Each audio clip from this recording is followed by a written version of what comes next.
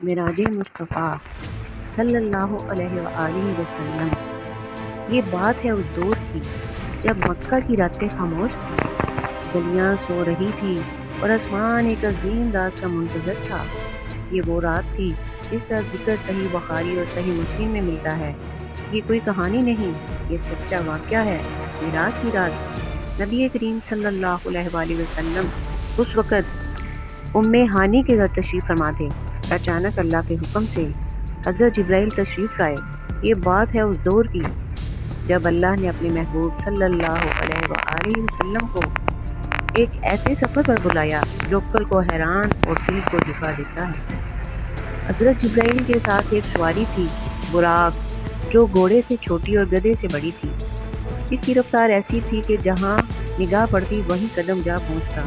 یہ بات صحیح حدیث سے ثابت ہے کہ نبی کریم صلی اللہ علیہ وآلہ وسلم اسی براق پر سوار ہو کر مسجد حرام سے مسجد اقصیٰ کی طرف روانہ ہوئے۔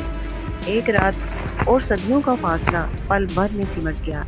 جب مسجد اقصیٰ پہنچے تو ایک منظر تھا جو تاریخ نے پہلے کبھی نہیں دیکھا۔ تمام انبیاء کرام وہاں جمع تھے، پر اللہ کے محبوب صلی اللہ علیہ وآلہ وسلم ان سب کی امامت فرمائی۔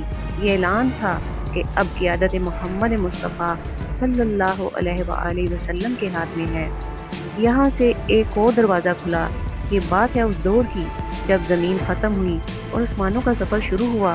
معراج پہلے آسمان پر حضرت آدم علیہ السلام سے ملاقات ہوئی، دوسرے پر حضرت عیسیٰ علیہ السلام پر اور حضرت یحییٰ تیسرے پر، حضرت یوسف علیہ السلام چوتھے آسمان پر اور حضرت ادریس پانچویں پر، حضرت ہارون چھٹے آسمان پر اور حضرت موسیٰ ساتویں آسمان پر۔ حضرت ابراہیم ہر آسمان پر سلام تھا، محبت تھی اور سچائی کی گواہی تھی۔ پھر ایک مقام آیا، سدرۃ المنتہا۔ یہ وہ حد ہے جہاں سے آگے حضرت جبرائیل بھی نہ جا سکے۔ انہوں نے عرض کیا، یا رسول اللہ صلی اللہ علیہ وآلہ وسلم، اگر میں ایک قدم بھی آگے بڑھا تو جل جاؤں گا۔ یہ بات ہے اس دور کی جب اللہ نے اپنے محبوب صلی اللہ علیہ وآلہ وسلم کو وہ قرب عطا فرمایا جس کی کیفیت اللہ ہی بہتر جانتا ہے۔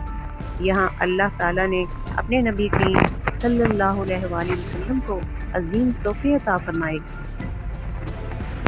سب سے پہلا تحفہ نماز، 50 نمازیں فرض ہوئیں، پھر اللہ کی رحمت سے 5 رہ گئیں، مگر اجر 50 کا ہی رکھا گیا۔ دوسرا تحفہ سورۃ البقرہ کی آخری 2 آیات اور تیسرا تحفہ یہ بشارت جو شخص شرک کے بغیر دنیا سے جائے اس کے لیے مغفرت کی امید ہے۔ واپسی پر حضرت موسیٰ کے مشورے سے نماز میں تخفیف ہوئی اور امت پر رحمت کے دروازے کھل گئے۔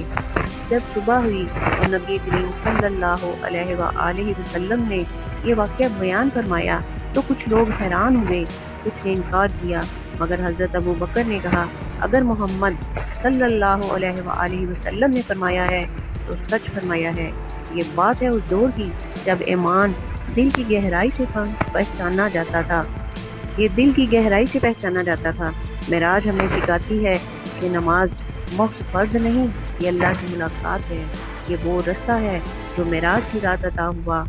اللہ ہمیں نماز قائم کرنے والا بنا دے اور اپنے محبوب کے صدقے صلی اللہ علیہ وآلہ وسلم کے رستے پر چلنے کی توفیق عطا فرما، آمین یا رب العالمین۔ تو یہ تھا آج کا موضوع ہمارا، معراج کا سفر۔ اگر آپ کو یہ واقعہ اچھا لگا، اپنی حدیث کے مطابق ہم نے کوشش کی کہ ہم دین کو سمجھیں، تو پھر اس چینل کو لائک کیجئے، سبسکرائب کیجئے اور ملتے ہیں اگلے موضوع کے لیے۔ اپنا خیال رکھیے۔ اللہ حافظ۔